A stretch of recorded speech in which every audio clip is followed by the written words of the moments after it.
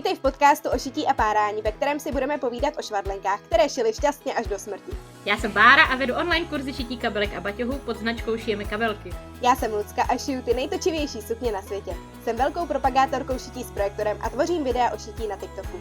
Spojuje nás amatérská láska k šití, nadšení z nových látek, střihů a stejně tak párání, když zrovna nemáme den. Nebo spěcháme. Nebo přece nebudu číst návod, že jo? Nebo to střihnu takhle od oka. Rádi si o šití povídáme, ale naše okolí už to nechtělo poslouchat. Tak jsme se rozhodli svým povídáním o šití obtěžovat už jen ty, které to zajímá, a vytvořit kolem podcastu komunitu stejně naladěných švadlenek, propojit tvůrce i návrháře, amatérské švadlenky i profíky. Do dnešní epizody jsme si pozvali Katku, která vystupuje pod pseudonymem La Florita. Katka je velká nadšenkyně udržitelné módy, smysluplného nakupování a hlavně upcyklace, přešívání oblečení. Katka vede kurzy upcyklace v malém ateliéru v Bratislavě a i online. Nejdřív tě ale poprosíme o like, srdíčko nebo kliknout na zvoneček, který zajistí, že ti žádná epizoda už neuteče, a nám to pomůže zvýšit dosah našeho podcastu. Najdeš nás na YouTube, ale i na Instagramu nebo Facebooku jako o šití a párání. Tak Katy, vítej u nás v podcastu. Ahojte dámy, ďakujem za pozvanie. Jsme rádi, že tě tady máme. A my začneme takovou asi nejjednodušší otázkou. Jak ses vlastně dostala k šití? To je veľmi dlhý príbeh a začína naozaj už v mojom detstve, pretože ja som vyrastala vo veľmi kreatívnom prostredí. Moji rodičia mi vlastne odozdali väčšinu toho, čo sami vedeli, alebo tým, že oni sami boli vždy kreatívni, tak bolo to pre mňa veľmi prirodzené, že veľa vecí sme si vedeli vyrobiť, veľa vecí sme si vedeli upraviť, opraviť a tak ďalej. A rovnako aj moje obidve babky, alebo teda z jednej strany to bola babka, z druhej strany to bola starka. Ja mám nádherné spomienky na detstvo, ako som pri nich sedávala, ako oni vyšívali, ako plietli, ako vyrábali klbka alebo nejaké vianočné ozdoby. A ja som to naozaj milovala, zdieľať s nimi a všetko som to prirodzene chcela robiť tiež. Čiže takto som sa nejako dostala k ručným prácam a tým, že to bolo pre mňa veľmi prirodzené opraviť si, upraviť si, tak ja som naozaj ako proste mladá baba si vedela veci opraviť, upraviť. Keďže v 7. triede zastal môj rast na 160 cm a veľkosti XS, tak som to musela zobrať do vlastných rúk, pretože ako mladá baba som sa chcela proste pekne obliekať. Hľadala som ten svoj štýl, chcela som sa vyjadrovať cez to oblečenie, pretože je to úžasný komunikačný nástroj. A teda vďaka tomu, že ja som mala tú zručnosť vďaka tým mojim starým rodičom, vďaka tým mojim rodičom, tak ja som si teda vedela tie veci na seba upraviť. Totižto veľmi rada som aj nakupovala, to sa priznám, že hraničilo to s takou závislosťou na nakupovaní. A ja som sa cítila taká aj celkom frajerka, že vedela som si akože aj kúpiť, vedela som si upraviť, ušiť a tak ďalej. Ale teda fakt to, prečo som vlastne začala s upcykláciou, aj keď vtedy som netušila, že sa to tak volá, proste som si len potrebovala pomôcť sama, tak ako kedysi naše mamy, naše staré mamy, pretože to bolo úplne prirodzené. Tak ja teda tým, že mi bolo veľké aj najmenšie dámske číslo a z detskej sekcie som zrovna nechcela nosiť jednorožcov, nápisy Barbie, flitre a korálky, veď poznáte to. Tak som si proste musela poradiť. To je geniálne. Naozaj som si takto vlastne od možno základnej strednej školy veci upravovala na seba, vyrábala, začínala som s korálkami, so šperkami, vlastné kabelky som si šila v rukách, vtedy som ešte nemala šiaci stroj. A keď vlastne prišlo to obdobie blogu, kedy som teda cítila, že potrebujem sa možno niekde prezentovať, tak naozaj ja som mala už vtedy nejaké 10-ročné skúsenosti s tým celým, lebo som si naozaj ten šatník vedela upraviť. A ono sa to tak pekne potom posúvalo. No začínala som teda ešte v čase, keď bol Facebook a písalo sa na blog.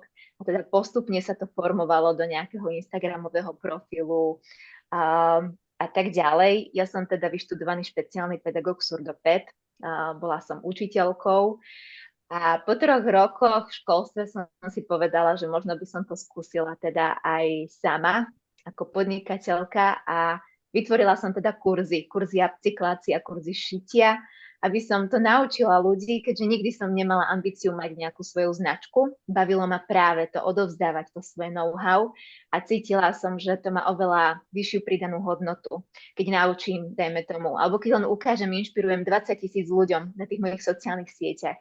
Nech si prišijú gombík, nech si zašijú dierku. A keď každý z nás zoberie to do tých vlastných rúk v tom vlastnom šatníku, tak sme úplne pri iných číslach záchrany textilného odpadu alebo tých našich vecí. Takže toto som tak možno rýchlo od malička až teda po dnes zhrnula a teda som aktuálne na voľnej nohe, venujem sa kurzom upcyklácie, kurzom šitia, mám aj teda svoje online kurzy, robím workshopy na nejakých verejných podujatiach alebo aj pre nejaké firmy. Som súčasťou rôznych zmysluplných projektov, ktoré mi teda dávajú zmysel a posúvajú ma tiež vpred. A mám aj veľmi krásne spolupráce, pretože stále istým spôsobom fungujem aj ako influencer, alebo teda človek, čo má nejakú alebo je nejakým mienkotvormi a rada teda podporujem práve slovenské, lokálne, aj teda české nejaké krásne značky a snažím sa ľudí učiť o zmysluplnom nakupovaní, o tom, aby premýšľali, čo nakupujú a aby vedeli, ako funguje modný priemysel. To je super, to je geniální. Potřebujeme víc takových jako si ty. Víc bys to měl šířit, no. Děláš to hrozně dobře, já tě fakt ráda sleduju a řekla bych už několik let tě sleduju. Mám hrozně ráda tvůj profil. Jako jeden z nejoblíbenějších bych ti řekla. Ďakujem. Tak, můžeme víc mluvit o té upcyklaci jako takové. Možná jsi bys řekla, co přesně to je a jak ty se tomu věnuješ jako ty, co přesně konkrétně přešíváš. Áno. Upcyklácia, alebo teda táto technika, je to kreatívny proces premeny textilného odpadu na niečo unikátne a jedinečné, pretože naozaj každý z nás má v šatníku úplne niečo iné. A tú vec, keď chceme nejakým spôsobom premeniť, opraviť alebo upraviť, tak sa na ňu pozeráme ako na nejaký celok. A tá predpona v tom slove upcyklácie je naozaj, že jej dodávame hodnotu. Že máme teda ten hotový kúsok a pridávame ju s nejakým teda kreatívnym nápadom, s nejakými ručnými prácami, či už teda prešijeme, pomalujeme, či zašijeme tam dierku kreatívne, alebo ju teda zakrieme, lebo teda to má tiež dve formy. A takým naozaj základom pri tej upcyklácii je hlavne kreativita. Pretože častokrát si ľudia myslia, že sa musia naučiť šiť a musia mať perfektné nejaké zručnosti, ale teda to vôbec nie je pravda. Ako prvé je naozaj dôležitá tá kreativita, vidieť za tým kúskom niečo viac a až potom človek premýšľa, že ako teda to pretvorí.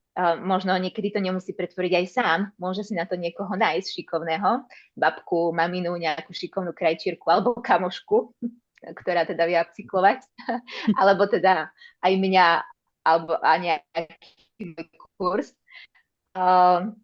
Čiže tá technika toho šitia mne je osobne najbližšia, preto ja sa teda jej venujem, ale naozaj upcyklácia môže byť aj o tom, že tie veci napríklad pomalujeme, že ich vytvarujeme napríklad s pomocou zicheriek alebo s nejakými cvočkami, že ich nejako kreatívne postriháme a pospájame opäť s nejakými netradičnými spojmi. Čiže nemusí to byť iba o tom šití, ale teda je to najkrajšia forma, aj najjednoduchšia forma upcyklácie. A možno teda ešte by som veľmi rada dodala, že je to taký nový termín upcyklácia. Mnohí sa inak aj na mňa trošku hnevajú, že čo to je, aký anglický názov som si na to vymyslela. Ja teda úplne som si to až tak nevymyslela, lebo teda som to prebrala zo zahraničia, zo slova upcycling, ale je to najbližšie slovo, ktoré zahrňa všetky techniky upcyklácie. Ja teda používam ten slovenský ekvivalent ako prešívanie oblečenia, ale zase pod to nespadá už práve tá oprava, alebo nejaký ten dekor, alebo využitie práve toho textilného odpadu. Čiže mám rada ten pojem upcycling, alebo teda upcyklácia, ale teda keď sa naozaj zamyslíme, naše mami, staré mami, prastaré mami by boli najväčšie hviezdy, keby mali Instagramový profil a kde by zdieľali, čo dokázali same v minulosti upcyklovať, pretože Je to technika, ktorá je tu s nami proste od nepamäti, je súčasťou našej histórie, či slovenskej, či českej, pretože myslím si, že rovnako máme obrovský základ práve v tých ručných prácach. A teda upcyklovalo sa úplne bežne, bolo to úplne normálne, prirodzené všetkým. Len teda je tu taká myšlienka od Ursuly de Castro, od zakladateľky hnutia Fashion Revolution, ktorá teda tak veľmi pekne pomenovala, že v minulosti sa upcyklovalo pretože ľudia si nemohli dovoliť kúpiť nové. Dnes upcyklujeme pretože si to nemôžeme dovoliť vyhodiť, pretože máme problém s obrovským množstvom textilného odpadu. Takže tu je možno ten rozdiel a tu je možno práve to pomenovanie toho, čo upcyklácia je a len sa to teda nazvalo nejakým pekným novým termínom, ale v skutočnosti upcyklujeme teda nielen v textile, ale aj v domácnosti, aj všade, so všetkým, keď niečo opravujeme. A když to teda vezmeme k tomu šití, tak já třeba, když bych byla šití začáteční, tak si třeba vezmu košili a přešuji z ní polštář. Ale ty to dáváš úplně na nový level. Ty z té košile dokážeš udělat třeba kraťasy, což já jako kdo šije z metráže a snaží se tam dát různý díly těch mých kusů oblečení, tak vlastně vzít něco, co už je docela relativně malej kousek a už jsou tam nějaký švy a hledat tam to, kam to na polohu a podobně. Jak to vlastně jde s tou upcyklací, když už takhle se vrhneš do šití úplně novýho kousku z něčeho, co už je ušitýho? Áno, tak tu je práve tá výzva v tej upcyklácii, že zrazu nemám 2 metre látky, ale mám iba napríklad tú jednu košelu. A musím byť tak kreatívna a musím naozaj tak premýšľať, že využijem každý jeden kúsok tej veci, aby som z toho teda niečo nové vytvorila. Práve preto ten základ je tá kreativita a nie úplne tá zručnosť. A toto je teda možno rozdiel oproti toho klasického šitia. A rozdiel ešte je v tom, že úplne neplatia niektoré také tie pravidlá, alebo že možno sme my upcyklátori takí viac rebeli, že úplne nedávame až tak pozor, alebo nie sme až takí prísni napríklad na osnovu a útok, alebo že ako naložíme na smer látky a tak, lebo keď sa k nám dostanú proste rôzne kusy látok v nejakom vreci, tak už absolútne nemáte šajnu, kde bol nejaký pevný kraj alebo niečo. Takže my sme trošičku rebeli a skúšame, ale teda áno, tá upcyklácia preto je aj časovo oveľa náročnejšia ako klasické šitie, pretože nemáme iba strih, ktorý položíme na látku a ideme proste šiť, ale je tam naozaj tá dlhá doba toho premýšľania, toho skúšania, toho strihania a merania, či mi to vyjde a aj takého stresu, či mi to vyjde, samozrejme. Takže tuto sa nabaluje ten čas, pretože naozaj ja aj tie spomenuté šortky z košele ten strih som tvorila veľmi dlho, až mesiace, kým som to spravila tak univerzálne, aby to naozaj aj sedelo každej postave, aby si to každý vedel z tej košele ušiť a aby každý vedel počítať s nástrahami celej tej upcyklácie. Čiže tie rozdiely sú teda v práve tej kreativite, v tom, že ja nemám viacej materiálu. Ja mám naozaj iba ten jeden kúsok. A teda z toho remesla šitia samozrejme veľmi veľa ťažím. Ale teda častokrát som rebel v tom, že niektoré také tie pravidla musím porušiť. To je hrozně hezky řečený, že jsi rebel, že upcyklátoři jsou rebelové. To je úplně geniální, to je super. A je to tak, no, je to tak. A mě ještě zajímá k těm šortkám. Ty máš teda nějaký papírový střih, nebo jak to máš? Nebo vlastně ta košile, z který si to ta dotyčná šije, tak jí asi musí být, že jako když já bych si vzala košili S, tak si z toho asi ty kraťasy neušiju, co? Hodně malý. Áno, ono to teda veľmi záleží. Respektíve, aby som to vrátila trošku na začiatok, pre mňa je pánska košela taký najuniverzálnejší kúsok na to, aby som ľudí naučila upcyklovať. Respektíve snažím sa na začiatku každého kurzu upcyklácie u mňa v ateliéri, ak teda prebieha individuálne, tak sa snažím ľudí naštartovať trošku takým upcyklačným zmyšľaním. A tým, že teda tá košela má veľa materiálu a je v jednoduchom strihu, tak sa s ňou dá krásne hrať. A ja mám teda tých strihov, čo sa dajú už z tej košele, už teda mnoho. A teda tiež to má svoje pravidlá, že teda keď som nejaké číslo, tak musím použiť nejaké iné číslo tej pánskej košele. Ale teda konkrétne tento strih šortiek funguje tak, že je bez papierového strihu. To teda bola veľká výzva. A na set, teda ten, ktorý je medzi nohami, využívate prieramky. To je geniální, to je Áno. geniální. A tu je teda tá kreativita. Mne to napadlo raz pri zaspávaní. Asi ste rovnaké ako ja, že keď zaspávate, tak v hlave šijete. A teda ja naozaj si predstavujem všetko, celé procesy, každé jedny kroky celého šitia. A teda vďaka tomu, že teda ak moja kurzitka postupuje podľa toho môjho online kurzu, alebo teda je so mnou v ateliéri a vyberie si správnu veľkosť košele na svoju postavu, tak vlastne využije tie prieramky na to, že si z toho ušije krásne set šortiek. To zase dostaneme tady vynadáno od všech švadlen, že to přeci v žádném případě nemůže fungovat, ale já úplně chápu, co ti myslíš. A přijde mi to teda geniální. Že vždycky se najde takovej blázen, který neví, že to nejde udělat a udělá to, takže...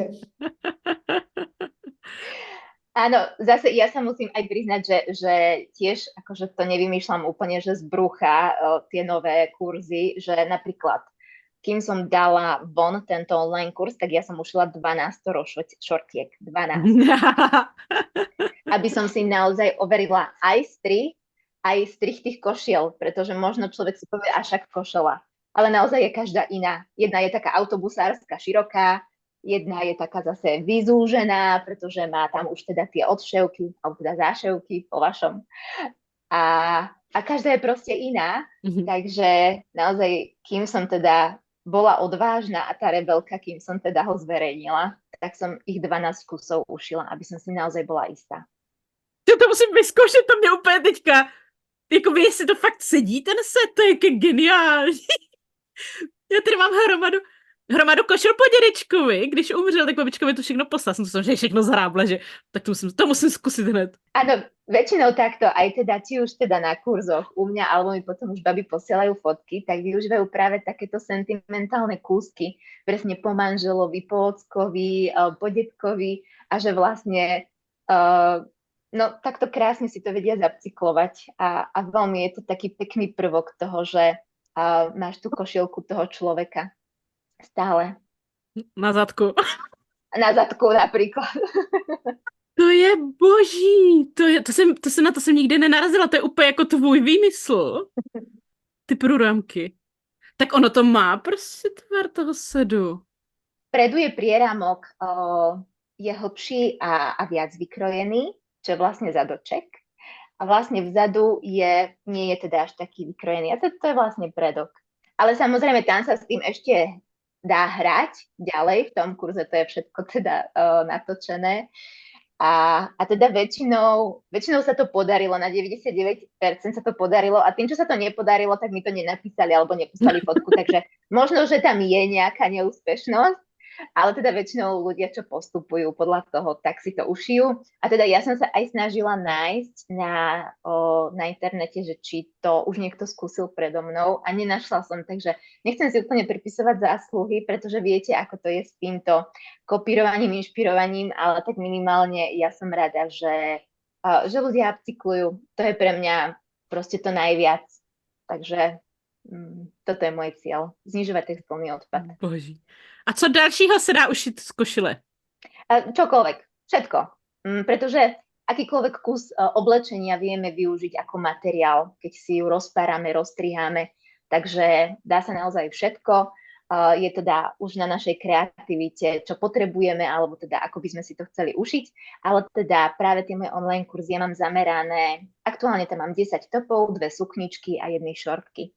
Takže aj teda z tých 10 topov si ľudia môžu vybrať, čo najradšej nosia, aký strih, alebo teda tiež podľa veľkosti tej košele, ktorú možno podedili, tak podľa toho strihu potom vybrať aj tú košielku. To je super. Tady mám koupený, se povedlo koupit 2 stejné košile a už tady mám taky několik let, že si z nich ušiju šaty. Nemůžu se k tomu dokopat, ale mám 2 stejný, což mi přijde prostě skvělý, že z toho budou krásný šaty. Áno, dokonca teda tiež jedna kurzistka si takto učila šortky, aj taký akože topík a vlastne to nosí ako taký set. A je to tiež veľmi pekné.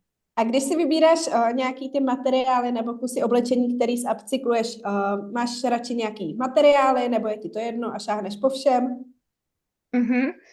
Ja mám najradšej prírodné materiály, pochopiteľne, pretože sama som teda exematik a veľmi cítim kvalitu na pokožke, takže ona je prvá, ktorá mi dáva najavo, že či to je kvalitné alebo nekvalitné. A teda tým, že som zastanca teda práve tých prírodných, tak sa snažím z prírodných materiálov. A snažím sa k tomu viesť aj teda tie moje kurzistky a aj ľudí na sociálnych sieťach, pretože vtedy je ten kúsok, ten kúsok naozaj máte rady a rady ho nosíte. Ja mám totiž to takú teóriu vo svojom šatníku, že či už keď si nový kúsok idem kúpiť, alebo si ho idem ušiť, tak mám takú teóriu, že 50-50. Je to teda, že na 50%, ak je dobrý strih, aj dobrý materiál, tak tú vec nosíte a milujete. Ak je zlý strih, ale dobrý materiál, nenosíte to. Ak je zlý strih, počkajte, nie je dobrý strih a zlý materiál, tak zase to nenosíte. A keď nie je ani dobrý strih, ani dobrý materiál, tak už to nenosíte vôbec. Čiže ja akýkoľvek kúsok, či už si šijem alebo dokupujem, veľmi premýšľam, či je to naozaj strih, ktorý mi sedí, či ho budem nosiť rada, či ho budem mať s čím kombinovať a či je naozaj teda v tom materiáli, ktorý mi je príjemný. Pretože ja teda tie syntetické úplne nemusím na sebe, nemusím ich teda blízko môjho tela, ak je napríklad nejaká polyesterová suknička alebo dobre, suknička, tam asi skončím, tak som s tým v pohode, že nie je to teda až také hrozné, ale teda snažím sa práve tie prírodné materiály. Aj keď mám taký vnútorný boj trošku, pretože same dobre vieme, že problém je práve v textilnom odpade, práve s tou syntetikou. Že tým, že je to užité rýchlo, nekvalitne, v obrovskom množstve, tak tu nám vzniká práve ten textilný odpad. Preto práve aj ja teda riešim, akým spôsobom upcyklovať takéto veci, či vôbec stoja za tú upcykláciu. Ak áno, tak im hľadať práve to správne využitie. Pretože aj polyesterové veci, alebo všeobecne polyester je skvelý materiál, ak sa použije správne, na správny kus odevu. Čiže snažím sa tomu hľadať takéto cesty a možno raz nejaký online kurz vznikne aj k tomuto. Takže sa snažím nájsť využitie aj práve tomu polyesteru, aby som inšpirovala aj teda v tejto sfére, keďže naozaj každý z nás má v tom šatníku najviac toho polyesteru, pravdepodobne, ak si teda úplne nedáva záležať na tom materiáli. Ale áno, sú tu už mnohí ľudia, pretože ľudská mi tu práve kýve hlavou, že sú tu ľudia, ktorí milujú práve tie prírodné. Takže ja verím, že sa mi podarí. Myslím si, že častokrát jsou to ti exematici, já taky jsem exematik, takže taky ty přírodní volím radši. Ale já nejsem exematik, ale myslím si, že to jsou jako švadlenky, že prostě jak najednou zjistíš, že ty materiály, tak když už to kupuješ, tak si koupíš přírodní materiály, no. Už jsi jako najednou prostě jinde. Já jsem teda na len, mám všechno lněný. Hej, ono to je aj v tejto sfére, lebo ako náhle s tým pracuješ, a máš kontakt s tým textilom, tak proste, no si dvakrát rozmyslíš presne, či budeš 3 hodiny šiť lan, alebo nejaký proste elektrizujúci polyester. Že vlastne to aj sama nakoniec zistíš, aj potom na sebe, tiež ako sa to správa na tom tele, ako sa v tom cítiš. Takže áno, poďme šíriť osvetu o prírodných materiáloch, všetky švadlenky. Radši si připlatím zelen a budu mít šaty, které budu nosit celý léto, jako jsem si vlastně ušila a fakt jsem celý léto prakticky nenosila nic jiného, já ty šaty miluju, než abych si koupila Rongo za 100 a ušila z toho něco, v čem se budu celý den potit a to kouše! Jo, je to hnusný. A lepí se to na punčocháče, zimně nechutný. Úplne s vami súznem, dámy, pretože ja ako náhle sa musím, alebo ja už radšej si dám možno aj tú vec, čo som mala 3-krát predtým, ako by som naozaj si mala dať niečo, čo v čom sa necítim komfortne, že už som tak náročná na to. A koľkokrát aj keď si mám nejakú novú vec kúpiť, tak no ja už vlastne, no ja nenakupujem všeobecne. No ja 6 rokov už nenakupujem. Já právě taky ne. To najednou, jak člověk začne šít a najednou zjistíš, že jo, já jsem teď prčím na těch lněných šatech a najednou už si nikdy nevyberu, protože nic není tak příjemného a ani mi ty střihy tak nesedí, takže já už vůbec ani nechodím do obchodu, už jenom což je hrozný. Nebo já bych, jakoby, nemám tolik času, že jo, já bych ráda jako šla do obchodu, kdybych věděla, kam mám jít. Nebo pak už, nechci říct zbývají, ale pak je samozřejmě možnost koupit u lokálních tvůrců, což je ale zase pro mě problém skrz e-shopy, jakože nedokážu tu velikost odhadnout, že bych si to potřeba zkusit a je pro mě těžký jít někam za tím tvůrcem. Není to tak jednoduchý, ale ne, že by to nešlo. Nie.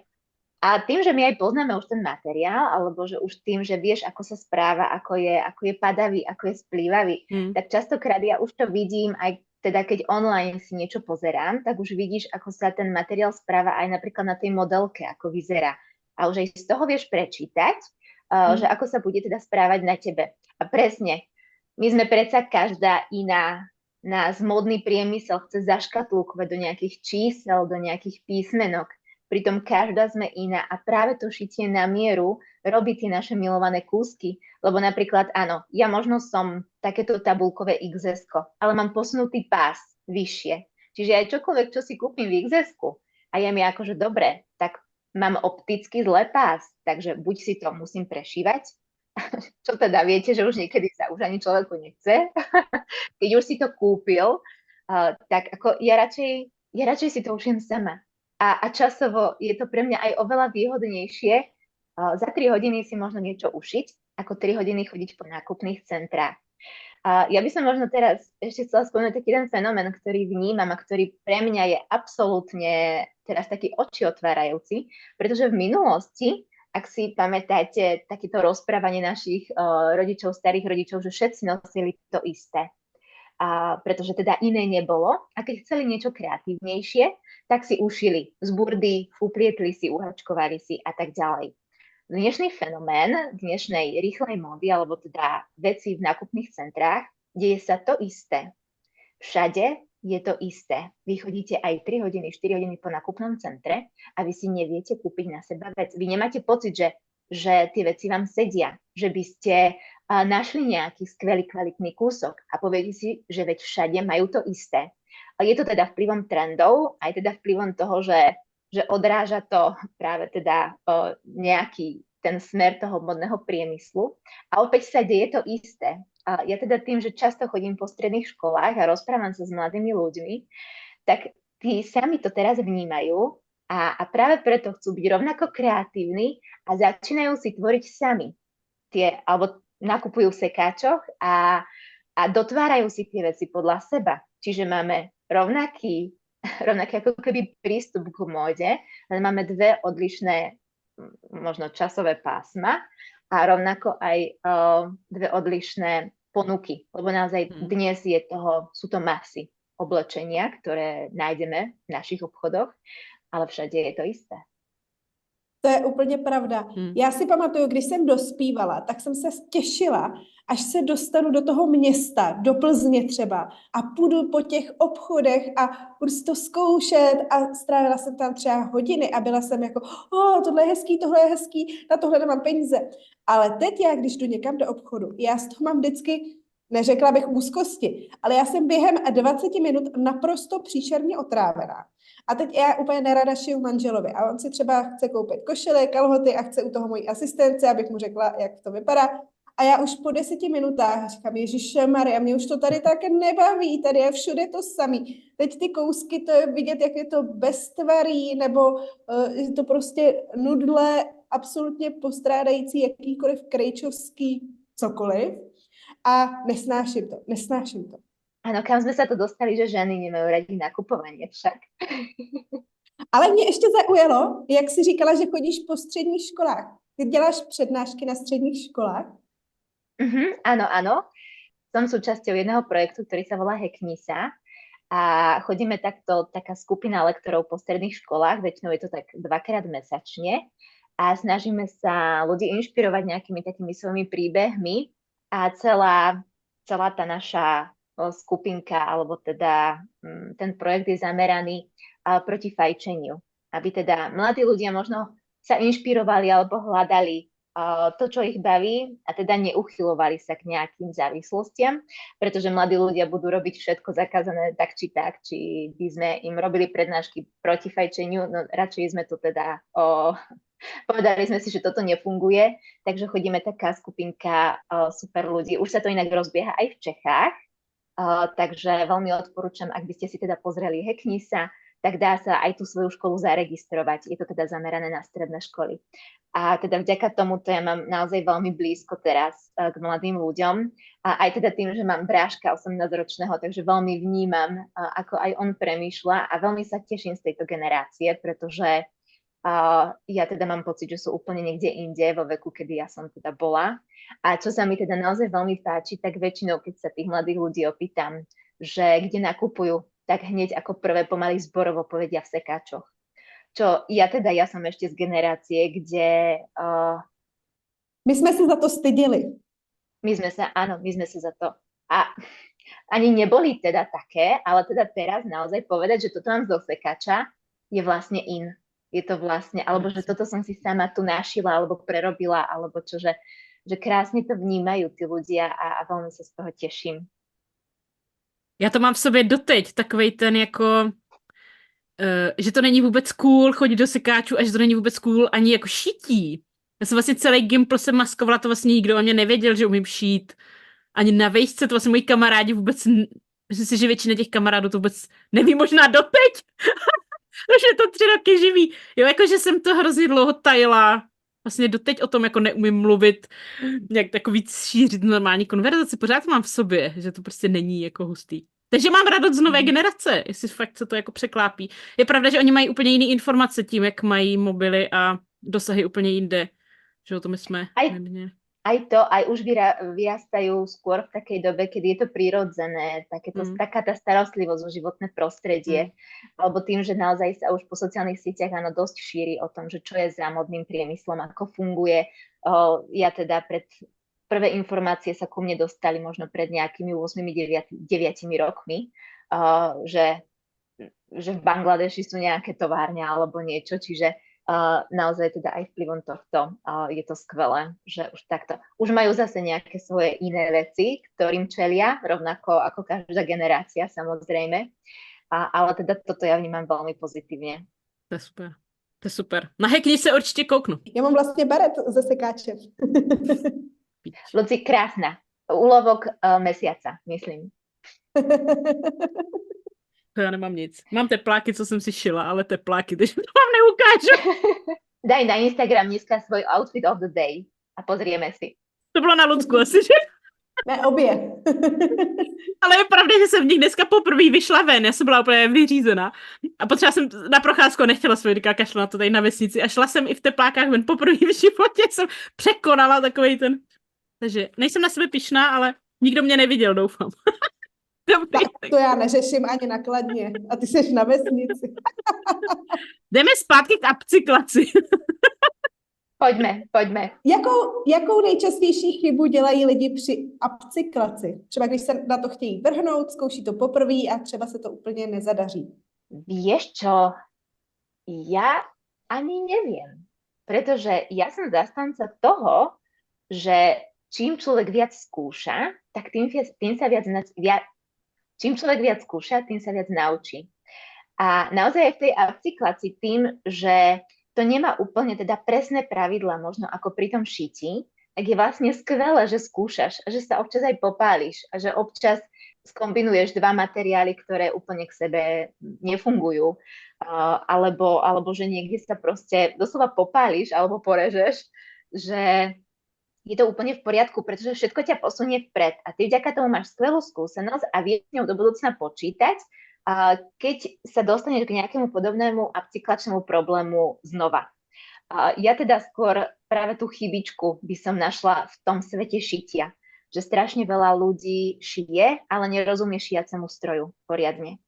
A toto je pre mňa také, že v dnešnej tej rýchlej dobe chceme všetko rýchlo vedieť, kúpime si šiaci stroj, hneď ho proste si postavíme pred seba, zapojíme a šijeme, bez toho, aby sme si prečítali návod, pretože kto v dnešnej dobe číta návody, haló? Ale fakt, ja aj s mojimi kurzistkami proste ideme stranu po strane, tam je naozaj všetko napísané. Všetko tam človek vie nájsť krásne a vie sa podľa toho veľmi pekne naučiť šiť a porozumieť stroju. Lebo ja keď nebudem rozumieť stroju, tak ako ho chcem ovládať? Je to úplne ako so šoférovaním, ako chcem byť dobrá šoférka, keď dobre neovládam to auto. Takže ten šiací stroj naozaj poskúšať všetky jeho funkcie, všetky jeho tlačítka a až potom sa pustiť možno do nejakého projektu, pretože teda tá najčastejšia chyba je, že ľudia sú potom sklamaní, že sa im to nepodarilo. Možno tak, ako si predstavovali, alebo že pokazili ten materiál, že si napríklad to neskúsili na nejakú skúšobnú látku. A to ma potom mrzí, že vlastne od toho tak dajú ruky preč, schovajú ten šiací stroj do skrine a bojujú s ním.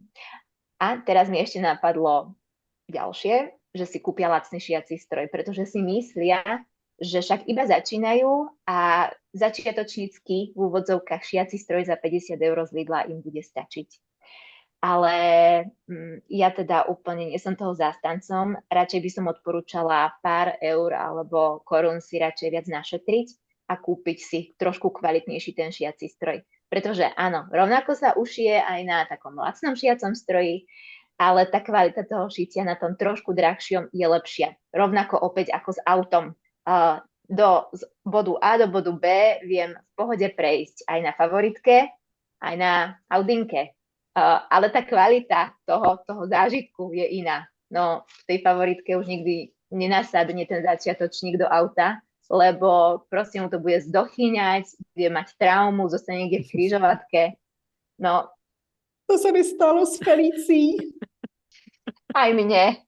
Ale mně se tohle stává s tím naším, my máme dvě auta, jako manžel má velký jako rodinný a já mám malý starý a mě to dělá to nový, protože ono má všechny ty startování a tak a mě když to zdechne, jak to je všechno citlivý, když to zdechne, tak už to neumím nastartovat, protože prostě to má všechny ty čudlíky a já vůbec nevím, co mám dělat, takže já mám problém s tím novým autem naopak. Já mám ráda to starý. Takže ty jsi ta Veritaska stará, která... Já mám ráda ty starší. Dari, tak si prečítaj návod. To by asi pomohlo, no. Pravda, ale. A to je přesně, ne, ale to máš možná pravdu, protože to je přesně, já nevím, který to tlačítko je, jako víš, který to startuje, teď ti to zdechne, teď nevíš, jako teď to nejde. Já nevím, to je tak chytrý, že já už nevím. No možná by ten návod pomohl, když nad tím tak přemýšlím. Jo, takže to máš to staré auto nebo tu Veritasku, která prostě funguje, ale pak máš to levný auto, který se ti furt rozbíjí, to je naše Dacia, a pak máš tu Audinu, která prostě funguje. Takže zpátky k upcyklaci. Ale dobré je si dávať príklady, aspoň to človek tak lepšie pochopí potom. Jasně. Mě by ještě zajímalo, jaký jiný materiály, kromě košile, se dají používat na upcyklaci. Jakoby, který jsou ještě takhle super. Ja som zástancom, že zapcyklovať sa dá naozaj všetko.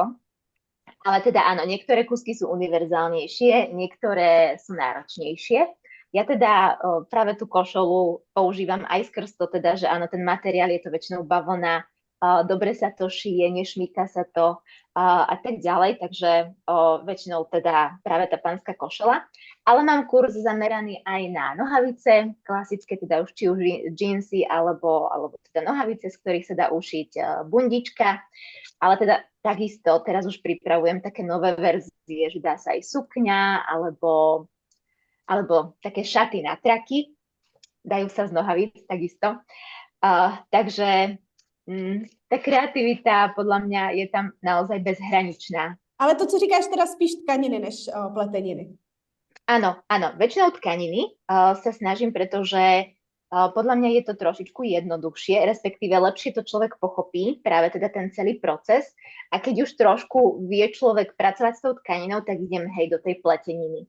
Z tých pletenín tam mám upcykláciu mikiny na takú vestičku alebo na taký akože na takú štýlovejšiu mikinu. Pretože ja nie som úplne ten typ štýlový, čo nosí mikiny. Pre mňa je to akože veľmi také športy. Ja som teda predsa ten elegantnejší a taký nežnejší typ, takže kto je na mojej vlne, tak vie si teda aj takto zapcyklovať. Těch mikin mám takhle několik a taky nejsem úplně mikinový typ, tak to se možná podívám. Jsem tady za exota s mikinama.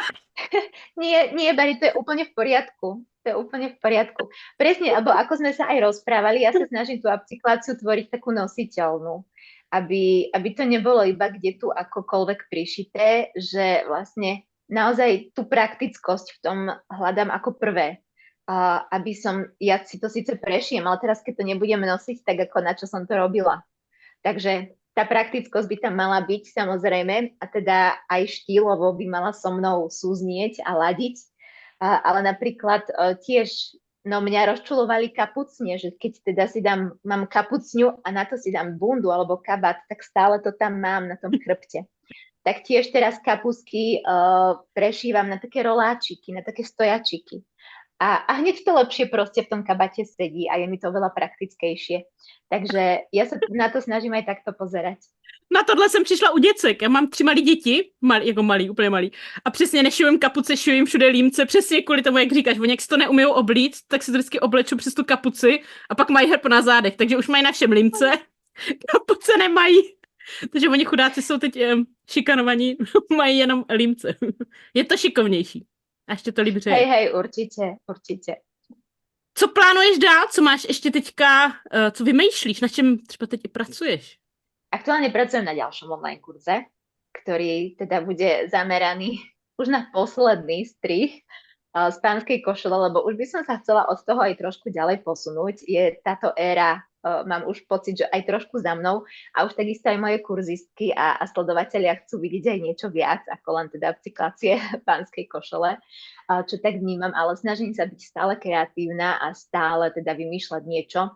Len teda tým, že nechcem vymýšľať niečo, čo je pre iba nejakú úzkú skupinu ľudí, tak o to mi to dlhšie trvá, pretože chcem, aby ten nápad bol trošičku komplexnejší, aby bol presne pre viac ľudí, aby bol šikovný presne aj pre maminy, čo majú 3 deti, aby si to vedeli proste krásne zapcyklovať doma popri nejakému spánku alebo večer. Čiže snažím sa naozaj pozerať na všetkých, alebo teda, aby to bolo čo najúžitočnejšie a najuniverzálnejšie, tak o to je to potom náročnejšie, ale teda teraz pripravujem ten posledný online kurz a teda rovnako stále doplňam aj kurzy v ateliéri, ktoré teda sa dajú absolvovať u mňa v ateliéri v Bratislave. A mám teda mnoho nápadov, ktoré by som do toho online chcela preklopiť. Vlastne každý ten môj kurz v ateliéri by som chcela, aby bol možno aj online, len teda je to trošku náročnejšie, pretože veď viete, čo všetko za tým je, že nie je to iba o tom šití, ale teda keď človek chce si niečo aj natočiť a chce naozaj, aby to bolo kvalitné a edukatívne, tak to stojí niekedy aj 3-4 násobne viac času.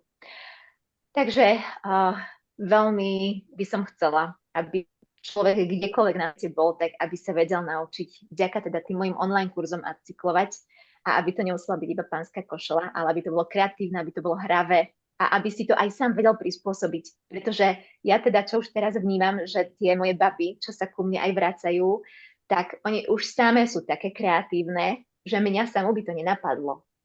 A oni si už samé vymýšľajú projekty a samé chcú. A z tohto toto mám šaty z dovolenky z neviem koľkého roku a chcem si ich prešiť na to a to. Alebo mala som veľmi krásny príbeh, že Peťka kurzistka mala svadobný závoj a zapcyklovali sme ho na šaty pre svoju dcerku na krst. Yeah. Takže také krásne príbehy mi vznikajú presne, či už s tými košielkami alebo s nejakými vecami. Takisto ešte si spomínam na Janku, čo si kúpila svoje prvé šaty za svoju prvú výplatu v Londýne. A už úplne štýlovo s ňou neladili, chcela ich nosiť skôr do kancelárie, tak sme ich zase pretransformovali na šaty o 10 rokov síce neskôr, ale teda teraz vyzerajú úplne inak, ale ten základ sme nechali. Čiže väčšinou sa teda píšu práve tie takéto pekné príbehy a vymýšľajú si samé tie nápady. A to je naozaj krásne aj pozorovať a aj vnímať, že ich to naplňa, že ich to baví a že vidia za tým ten zmysel celý. To je úplně nádherná mise. To je strašně krásný a hrozně dobře se posloucháš. Tak milí posluchači, napište nám do komentáře, jaký vy máte zkušenosti s upcyklací, nebo jestli se pustíte do upcyklace, jestli něco vymyslíte, nebo jste něco upcyklovali, všechno nám tady napište, ať se můžeme inspirovat navzájem.